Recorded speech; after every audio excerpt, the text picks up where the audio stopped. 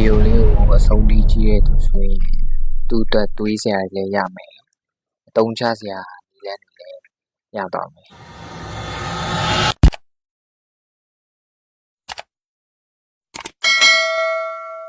ဆိုတော့အားလုံးပဲမင်္ဂလာပါခင်ဗျာကျွန်တော်ကတော့စိတ်ခွန်ဖြစ်စေမယ့်အကြောင်းအရာတွေ personal development နဲ့ပတ်သက်တဲ့အကြောင်းအရာတွေကိုမျှဝေတင်ဆက်ပေးနေတယ်ဆက်ဆက်တွေ့ Henry ပဲဖြစ်ပါတယ်ဆိုတော့ကျွန်တော်ဒီနေ့မှာပြောချင်တဲ့မျှဝေချင်တဲ့အကြောင်းအရာလေးကလူတွေရဲ့လောဘစိတ်နိယာမ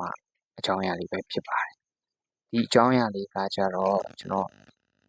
အားလုံးသိထားတဲ့အတိုင်းပဲလူတဘောလူမတော်ဆိုရဲ The Law of Human Nature စာအုပ်ထဲကနေ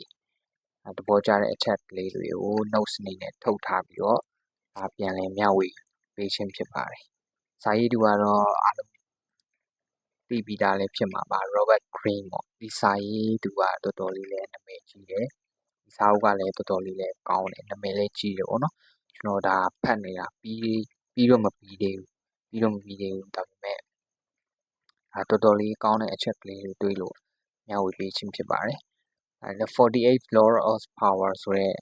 စာအုပ်ကလည်းဒါစာရေးသူအနေနဲ့ဒါထုတ်ထားတယ်ပေါ့နော်ဒါလည်းနာမည်ကြီးတယ်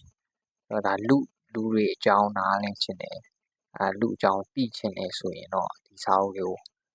ဖတ်ကြည့်ဖို့ကျွန်တော်အကြံပေးချင်တယ်အဲ့တော့ကျွန်တော်တို့လူတွေဆိုတဲ့အတိုင်းပဲလူတွေရဲ့စိတ်ထဲမှာဒါအနေနဲ့အများကတော့လောဘစိတ်မမောစိတ်ရှိကြမှာပဲလောဘကြီးတဲ့သူလောဘမကြီးတဲ့သူဆိုပြီးတော့ပဲကြွားချသွားမှာအဲ့တော့ဒီရထားတာနဲ့ဘောနော်ကိုလိုချင်တာရထားတာနဲ့ပျော်နိုင်ရဲ့လားဆိုတော့ပျော်နိုင်ရဲ့လားလို့မေးမယ်ရတဲ့အချိန်လေးဒါပျော်မယ်နောက်ပြီးတော့အတစ်တစ်ခုထပ်တွေ့ပြန်ရင်ထပ်လိုချင်ပြန်ရောအဲ့တော့ရလေလို့လေဟိုတစီဆိုတဲ့စကားအတိုင်းပဲရနိုင်လေကိုလိုချင်လာလေလေပဲအဲ့တော့ဒါတွေကလူတွေရဲ့မမောစိတ်ကြောင့်ဖြစ်တာပေါ့နော်ကျွန်တော်တို့မြတ်စွာဘုရားဖျားလေးဟောကြားထားတာရှိတယ်ဒုက္ခဖြစ်ရခြင်းရဲ့အခြေခံအကြောင်းတရားတွေထဲမှာလောဘဒေါသမောဟဆိုတဲ့စိတ်ကလည်းပါတယ်ပေါ့နော်ဒီအကြောင်းတရားတွေဒီစိတ်ကြောင့်ပဲဒုက္ခဖြစ်ရတာအဲ့တော့ဒီလောဘစိတ်မောဟစိတ်တွေရဲ့အလုပ်ပုံကကျွန်တော်နည်းနည်းလေးထူးခြားတယ်တော့ရှင်းပြမယ်နော်သူကကျတော့ဘယ်လိုလဲဆိုကျွန်တော်တို့ပုံစံတူဒါပန်းဒီဖြစ်လင်မော်ဒီဖြစ်ဒီနံတကူကိုရွေးခိုင်းတဲ့အခါမှာတော့ကိုလိုချင်တဲ့ဒီအလုံးကိုကင်စားလိုက်မှယူလိုက်မှနော်ခြေနဲ့တက်တဲ့စိတ်မျိုးပန်းဒီတွေကအားလုံးတူထားပြီးတယ်ဆိုရင်တော့မှတခြားသူရဲ့လက်ထဲကအတီးကပို့ပြီးတော့ချိုနေတယ်လို့မျိုးဖြစ်တယ်ပေါ့နော်ဒါတွေကမှတကယ်တော့စိတ်ရဲ့ထင်ရောက်ထင်မှားတစ်ခုပါပဲစိတ်ကိုပြန်လဲစားတာလို့လည်းကျွန်တော်တို့ခေါ်လို့ရတယ်ပေါ့နော်အဲ့တော့ကိုလိုချင်တာကြီး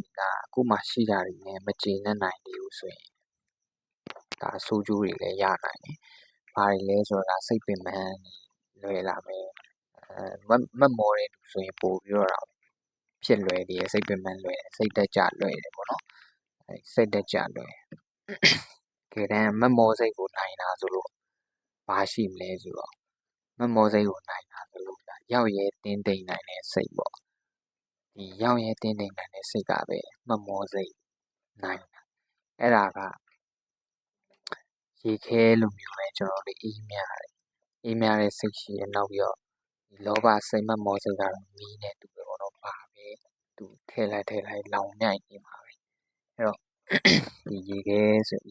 တ်နဲ့ရေခဲလိုအေးမြတဲ့ရောက်ရဲစိတ်တွေရပဲမမောစိတ်ကိုနိုင်တာပေါ့အဲ့တော့ကျွန်တော်တို့လောဘစိတ်တွေမောဟစိတ်တွေမမောစိတ်တွေဒီကမမောစိတ်တွေဖြစ်လာပြီဆိုရင်စိတ်ကိုထိန်းချောင်းဖို့လိုအပ်လာလူထိန်းချောင်းမလဲဆိုတော့ကျွန်တော်အချက်၃ချက်နဲ့ပြောပြပေးသွားမယ်နံပါတ်1အချက်အနေနဲ့ကတော့အချိန်နဲ့အရှိန်ကို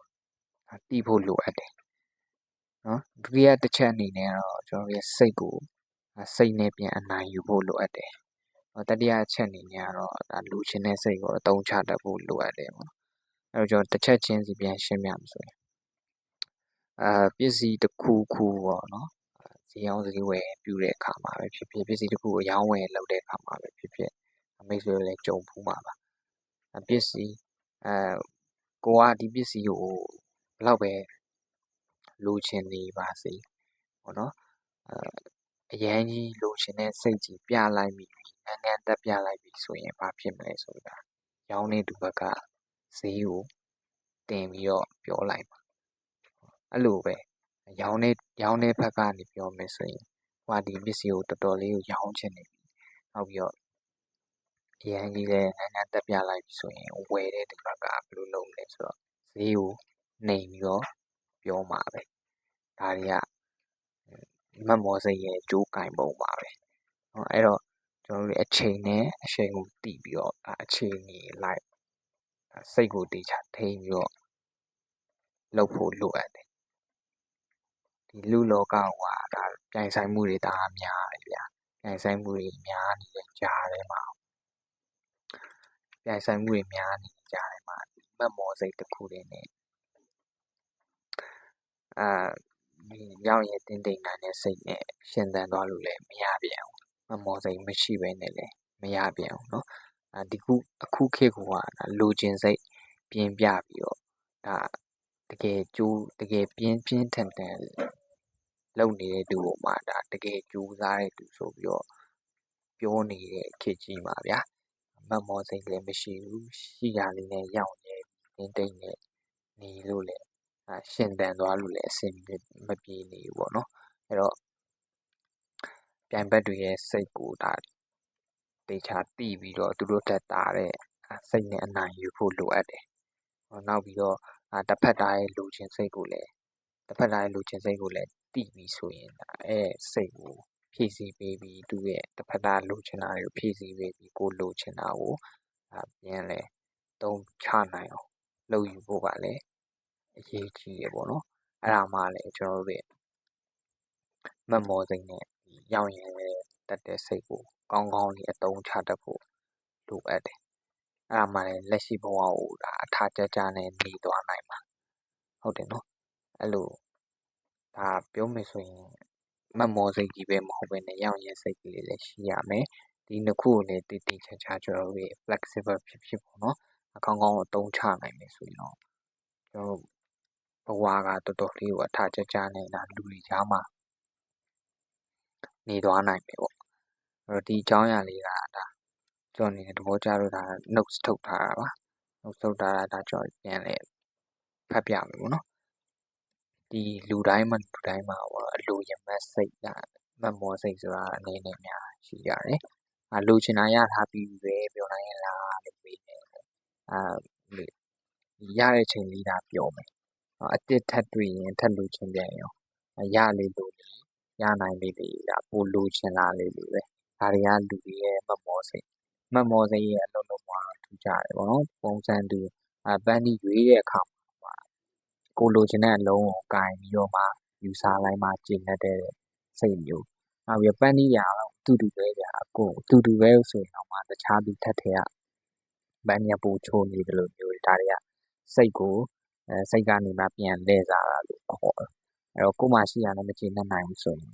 စိတ်ပင်ပန်းမှုတွေရနိုင်တယ်မတ်မော်စိတ်ကြီးရဲ့သူကပို့ပြီးတော့စိတ်တက်ကြလွယ်တယ်နော်စိတ်ပင်ပန်းလွယ်ပေါ့နော်ရတာလည်းမလိုချင်ပြန်ဘူးလိုချင်တာလည်းမရပြန်ဘူးအတော်မတက်နိုင်တဲ့ဒီလောဘကြားထဲမှာကျွန်တော်တို့မောဟိုက်ကြတာအဲ့တော့မတ်မော်စိတ်ကိုနိုင်တာဆိုလို့သူစန့်ကျင်ဘက်ဖြစ်တဲ့ရောက်ရဲ့တင်းတိမ်နိုင်စိတ်ပေါ့နော်ရောက်ရဲ့တင်းတိမ်နိုင်စိတ်ကကြတော့ရေနဲ့တူတယ်ပေါ့မတ်မော်စိတ်ကတော့မီးနဲ့တူတယ်ဘာပဲထဲလိုက်တာတော့ညိုက်ရောက်ရဲ့စိတ်ကတော့ဒီခဲလိုမျိုးအေးမြတယ်ပေါ့နော်ရောက်ရဲ့တင်းတိမ်နိုင်တယ်ဆိုစိတ်ချမ်းသာမှုပဲရနိုင်တယ်အဲ့တော့ဒီမကောင်းတဲ့စိတ်လို့ဒါကျွန်တော်တို့တတ်မှတ်ထားတာပေါ့နော်ရမတ်စိတ်အလိုရမတ်စိတ်မတ်မော်တဲ့စိတ်ဓာတ်တွေမကောင်းတဲ့စိတ်လို့သတ်မှတ်ထားတယ်ဆိုပေမဲ့လည်းဒီမကောင်းတဲ့စိတ်ရှိလို့ဒါပဲကောင်းတဲ့စိတ်ရဲ့အကျိုးကျေးဇူးအားပို့ပြီးတော့တိတာအဲ့တော့စိတ်ကိုကျွန်တော်တို့မတ်မော်စိတ်ဖြစ်တဲ့အချိန်မှာစိတ်ကိုထိန်းချောင်းဖို့ကလိုအပ်လာ အဲ့တော့ကျွန်တော်အချက်3ချက်နဲ့ပြန်ပြီးတော့ထိန်းကြောင်းရတယ်အချိန်နဲ့အရှင်တည်ရတယ်နော်ကိုယ့်ဘက်ကနေဘယ်လောက်ပဲလိုချင်တယ်လိုချင်သည်ဖြစ်စေပစ္စည်းကိုနော်အရန်ကြီးလိုချင်တဲ့တတ်မှတ်စိတ်အရန်ကြီးမထုတ်ပြလိုက်ရပေါ့နော်အရန်ငန်းငန်းတက်ပြလိုက်နေတာရောင်းတဲ့သူဘက်ကခေါ်စီမြင့်လိုက်ပါအဲ့တော့ရောင်းတဲ့ဘက်ကလည်းပြောရမယ်ဆိုရင်ငန်းငန်းတက်ပြလိုက်ရင်ရန်ကြီးရောင်းချင်တဲ့စိတ်ဖြစ်မိသွားပြီဆိုရင်အဝဲဒီဘက်ကလည်းဈေးကိုနှိမ်လိုက်ပါပေါ့နော်ဈေးကိုနှိမ်လိုက်